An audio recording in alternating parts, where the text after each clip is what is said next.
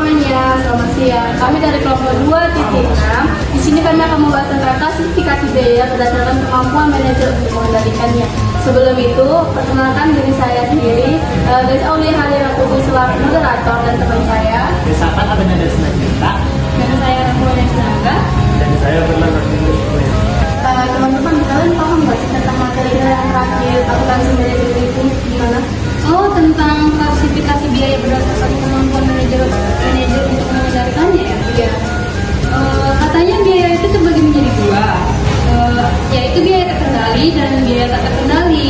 Tapi aku masih bingung, gimana sih maksudnya itu? Iya benar, jadi menurut biaya terkendali itu semua biaya yang bisa dikendalikan oleh manajer. Kalau manajernya bagus, semua biaya pasti bisa dikendalikan dong. Kalau mau ada yang biaya yang terkendali, pasti manajernya dong. Oh gitu ya, jadi artinya sebenarnya semuanya biaya bisa dikendalikan sama manajer asalkan dia tegas gitu ya? Tunggu dulu Mbak sih, nggak sepenuhnya benar sih yang kamu bilang Merwan.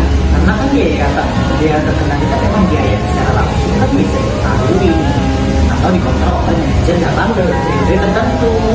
Tapi kan ada juga dong biaya yang memang tidak bisa dikendalikan oleh manajer tertentu. Ya walaupun dia sudah bekerja sebanyak mungkin gitu, sebaik mungkin gitu kan.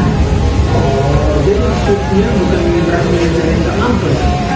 Tapi lebih ke wewenangnya tepat. Iya, jadi suatu biaya bisa jadi yang terkendali untuk manajer tingkat atas, tapi tak terkendali untuk manajer yang tingkat bawah. Jadi tergantung pada level tanggung jawabnya sih.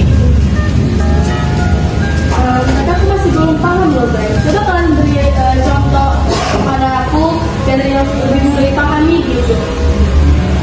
Oke, supaya lebih mudah dipahami, mari kita contohkan seperti biaya bahan baku. Contoh, biaya bahan baku biasanya bisa dikendalikan oleh manajer karena mereka memiliki supplier atau mengatur pemakaian.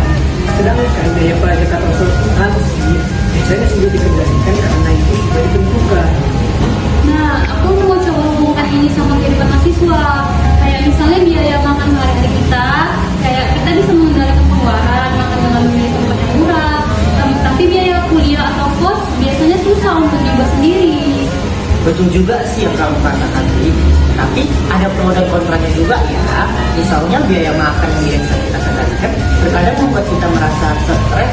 Jadi harus terus menghemat. Jadi kualitas hidup jadi turun dong. Sebaliknya, biaya yang sudah dikendalikan seperti kos bisa bikin kita pasrah dan kurang menginisiatifkan solusi lain. Misalnya cari kos yang lebih murah atau tinggal sama teman.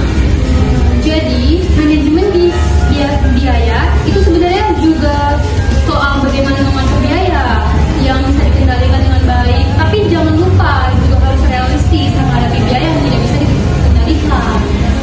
Setuju. Kalau di dunia kerja, manajer juga harus cek mana biaya yang memang bisa diatur supaya perusahaan tetap untung dan mana yang harus diterima apa adanya. Nah, sama seperti kita mahasiswa harus ada mengelola biaya harian agar tetap bisa bertahan sampai liburan sekolah. Aku paham. Terima kasih ya sebelumnya. Nah, jadi kesimpulan yang itu pemahaman mengenai klasifikasi biaya ini membantu mahasiswa untuk mengatur keuangan pribadi dan mengatur keuangan mahasiswa dan lebih tahu bagaimana menentukan pemasukan, pengeluaran gitu ya, dan bisa menerima keadaan.